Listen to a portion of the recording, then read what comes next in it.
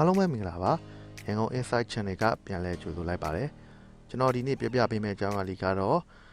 ကျွန်တော်တို့ YouTube ကသချင်းတွေကိုကျွန်တော်တို့ဖုန်းဘက်ထရီစားတက်အောင်ဖုန်းစကရင်ကိုပိတ်ပြီးတော့နားထောင်နေအကြောင်းလေးပဲဖြစ်ပါတယ်ခင်ဗျာကျွန်တော်တို့ရန်ကုန် Insight Channel မှာ Facebook နဲ့နည်းပညာဆိုင်ရာ tutorial video လေးများကို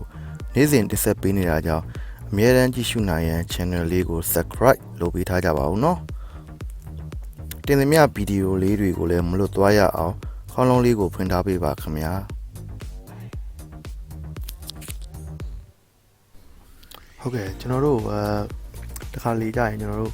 ့အလုပ်တွေလုပ်နေရင်ပဲဖြစ်စေကျွန်တော်တို့ဂျင်းနေပါစောနေဖြစ်စေကျွန်တော်တို့ YouTube ကတခြင်းတွေကိုနားထောင်လေးရှိကြပါတယ်ကျွန်တော်ဆိုရင်တော့အများနဲ့နားထောင်ပါတယ်အဲ့ဒီချိန်မှာကျွန်တော်တို့ကအ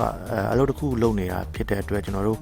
YouTube ကတခြင်းဖွင့်တဲ့အခါမှာကျွန်တော် YouTube application တွေကဖွင့်လိုက်တဲ့အခါမှာသူက YouTube ကတခြင်းအပြင်ကျွန်တော်တို့ဗီဒီယိုကပြနေပါတယ်ခင်ဗျအဲ့လိုမျိုးကျွန်တော်အရင်တော့မသိခဲ့ဘူးခင်ဗျဒီနီလန်လေးမတွေ့ခင်ရပေါ့ကျွန်တော်ဘယ်လိုလုပ်လဲဆိုတော့ကျွန်တော်အဲ့ဗီဒီယိုဟိုကြီးကိုဖွင့်ထားပြီးတော့ဒီတိုင်းဖွင့်ထားတော့အဲ့ကျတော့ဖုန်းဘက်ထရီကကြာတဲ့အခါမှာပို့ဘယ်လိုပြောရမလဲကုန်လာတယ်ဗျကုန်လာတယ်ဘာဖြစ်လဲဆိုဗီဒီယိုဖွင့်ထားတော့ဗီဒီယိုဖွင့်ရင်ဘက်ထရီကပို့ကုန်အဲ့ကြောင့်ကျွန်တော်စက်ခွင့်ကိုပိတ်ပြီးတော့ကျွန်တော်နားထောင်ဖို့ကြိုးစားတယ်မရဘူးခင်ဗျ YouTube ကခွင့်မပြုဘူးအဲ့လိုမျိုးလေးဟုတ်ကဲ့သင်တို့လည်းအဲ့လိုမျိုးခက်ခဲရှိရင်ကျွန်တော်ဒီဗီဒီယိုလေးကိုအဆုံးအောင်ကြည့်ပေးပါဒီဗီဒီယိုလေးကအဲ့နီလန်လေးကိုဖြည့်ရှင်းပေးမဲ့ဗီဒီယိုလေးဖြစ်ပါတယ်ခင်ဗျဘယ်လိုလဲဆိုတော့ကျွန်တော်တို့ဒီနီလန်လေးကကျွန်တော်တို့ဘက်ထရီစားတဲ့တက်တာမယ်ပြီးတော့ကျွန်တော်တို့တချင်းတွေပဲဖွင့်မဲ့အခါမှာဒီစက်ခွင့်ကိုပိတ်ပြီးတော့ကျွန်တော်တို့ YouTube ကိုလည်း YouTube ကတချင်းပေါ့ YouTube ကတချင်းကိုဖွင့်ထားလို့ရမယ်နီလန်လေးပေါ့အရင်ကအဆင်ပြေတဲ့နီလန်လေးပါကျွန်တော်ကတော့အရင်ကြိုက်ပါတယ်ဒီနီလန်လေးကိုဟုတ်ပြီကျွန်တော်တို့စတင်ပြီးတော့ဒီနီလန်လေးလုပ်ဖို့အတွက်စတင်လုပ်ဆောင်တော့လုပ်ကြရအောင်ဟုတ်ပြီခင်ဗျကျွန်တော်တို့ကပထမဆုံး YouTube ကို application တွေကမသွားဖို့မသွားရောက်ဖ ೇನೆ ကျွန်တော်တို့ဒီ Google Chrome ကိုအသုံးပြုပြီးတော့သွားရောက်ပါမယ်ခင်ဗျဟုတ်ပြီကျွန်တော်ပထမဆုံးကျွန်တော် Google Chrome ကိုသွားရောက်ပေးပါ Google Chrome ရှိမယ်လို့ကျွန်တော်ထင်ပါတယ်ဒီလိုဖုန်းထဲမှာလဲဟုတ်ပြီခင်ဗျ Google Chrome လေးကိုနှိပ်လိုက်ပါဟုတ်ပြီခင်ဗျကျွန်တော် Google Chrome ကိုနှိပ်လိုက်ရင်ဒီမှာဒီနေရာရောက်သွားကျွန်တော် Google မှာကျွန်တော် YouTube ကိုရိုက်ရှာလိုက်ပါမယ် YouTube ကိုရိုက်ရှာလိုက်ပါ YOUDUBE YouTube ပေါ့ခင်ဗျဟုတ်ပြီခင်ဗျYouTube ရိုက်ရှာလိုက်ပါပြီဟုတ်ပြီကျွန်တော်တို့ YouTube ကိုရိုက်ရှာလိုက်ဒီမှာကျွန်တော်တို့ YouTube ဆိုတာတွေ့ပါတယ်တွေ့ရင်ကျွန်တော်တို့ဒီမှာဒါလေးကိုဖိလိုက်ပါတစ်ချက်ဖိလိုက်ကျွန်တော်တို့ဒီမှာ new tab လေးတစ်ခုဖွင့်ပေးပါကျွန်တော်လုပ်တဲ့အတိုင်းလိုက်လုပ်ပေးပါ open a new tab ကိုတစ်ချက်နှိပ်လိုက်ပါဟုတ်ပြီခင်ဗျဒါဆိုရင်တော့ကျွန်တော်တို့နောက် tab မှာသွားပြီးတော့ YouTube ကသွားပုံနေပါပြီကျွန်တော်နောက်တစ်ခုကိုဒီပြန်ပြမယ်နော်နောက်တစ်ခုနှိပ်ဖို့တော့ဒီအောက်မှာ2ဆိုတဲ့ပေါ်လေးဟာလေးရှိပါတယ်အပေါင်းလေးရဲ့ပြီးမှာအောက်ဖက်မှာပေါ့အဲ့အဆက်လေး30ရဲ့အပေါင်းရဲ့ပြီးက2နံပါတ်2အဲ့အကောင်လေးကိုတစ်ချက်နှိပ်လိုက်ပါဟုတ်ပြီကျွန်တော်ကအခု tab နှစ်ခုပဲရှိပါတယ်အဲ့လိုနှိပ်လိုက်တဲ့အချိန်မှာကျွန်တော်တောင်းဖို့ပေါ်လာပါတယ်ပေါ်လာကျွန်တော်ဒီဘက်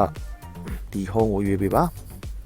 ဒါဆိုကျွန်တော် YouTube ထဲကိုရောက်သွားပါပြီကျွန်တော် YouTube ထဲကိုရောက်သွားရင်ဒါကတော့ကျွန်တော်ပုံစံလေးကတော့ mobile ပုံစံလေးပေါ့ကျွန်တော်ဖုန်းနဲ့အသုံးပြုရင် YouTube ကိုမြင်တွေ့နေရတဲ့ပုံစံလေးဖြစ်ပါတယ်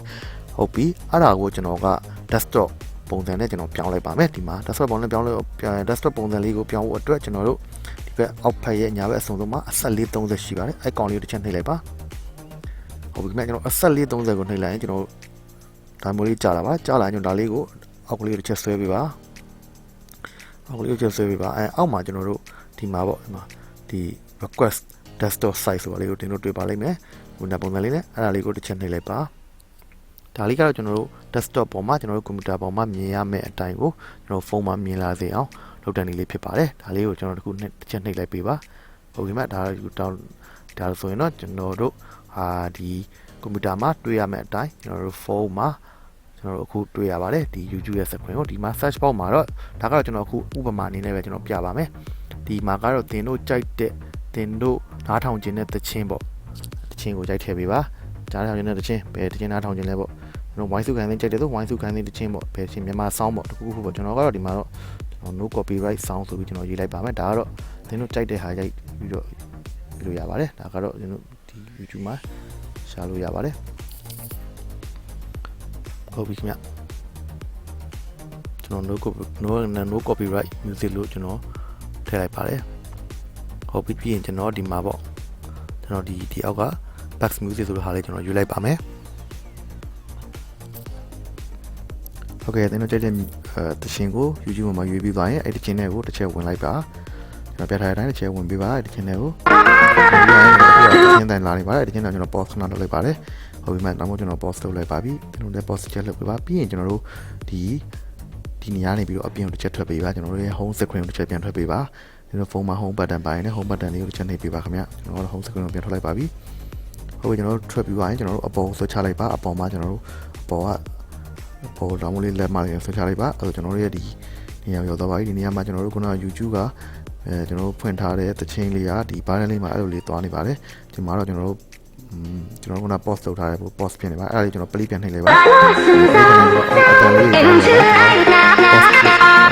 ခုနကတော့ကျွန်တော် play နှိပ်တဲ့အတန်လေးကြားပါတယ်ဟုတ်ပြီအဲ့လိုလေးကျွန်တော်တို့ဖွင့်လိုက်ပြီးရင်ကျွန်တော်တို့ဒီ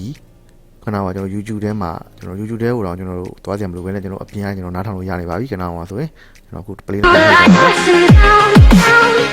တယ်ပါဒါဆိုကျွန်တော်အပြင်မှာနားထောင်လို့ရပါတယ်ကျွန်တော်အခုတော့ကျွန်တော်ဒီ screen ကိုပိတ်လိုက်ရင်လည်းကျွန်တော်တို့ခုနလိုမျိုးပဲ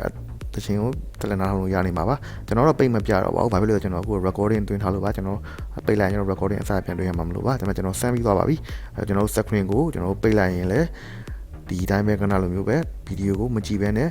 ကျွန်တော်နားထောင်လို့ရပါတယ်ခင်ဗျโอเคဒီနေ့လည်းရတော့ကျွန်တော် battery စာကိုအရင်တတ်သေးတယ်ပါတယ်ကျွန်တော်တို့ YouTube တခြင်းပဲနားထောင်နေတဲ့အချိန်မျိုးပါကျွန်တော်တို့ဒီ screen လေးကိုပိတ်ပြီးတော့ကျွန်တော်ဒီလိုင်းနားထောင်ရင်အဆင်ပြေသွားပါလိမ့်မယ်ခင်ဗျဟုတ်ကဲ့ကျွန်တော်ဒီဗီဒီယိုလေးနဲ့ပတ်သက်ပြီးတော့သိချင်တာများကိုလည်း comment box မှာရေးထားလို့ရပါတယ်ခင်ဗျဗီဒီယိုလေးနဲ့ပတ်သက်ပြီးတော့အရင်ကအသုံးဝင်ခဲ့ရင်လည်းကျွန်တော်တို့အသုံးဝင်အဆင်ပြေခဲ့ကြအောင်အသုံးဝင်ခဲ့ကြအောင်ကျွန်တော် comment box မှာရေးထားပေးပါအောင်လို့ကျွန်တော်တောင်းဆိုပေးရတယ်ခင်ဗျကျွန်တော်ဗီဒီယိုလေးကိုကြည့်ပြီးအားလုံးပဲနှစ်သက်ကြမယ်လို့ကျွန်တော်ထင်ပါတယ်ခင်ဗျဗီဒီယိုလေးကိုချမ်းနှစ်သက်တဲ့ဆိုရင် like share နဲ့ subscribe လေးလုပ်ပေးထားကြပါအောင်ခင်ဗျကျေးဇူးအများကြီးတင်ပါတယ်အားလုံးကျမ်းမာရှင်လန်းကြပါစေလို့ကျွန်တော်ဆုတောင်းပေးလိုက်ပါတယ်နောက်မှတွေ့ကြတာပေါ့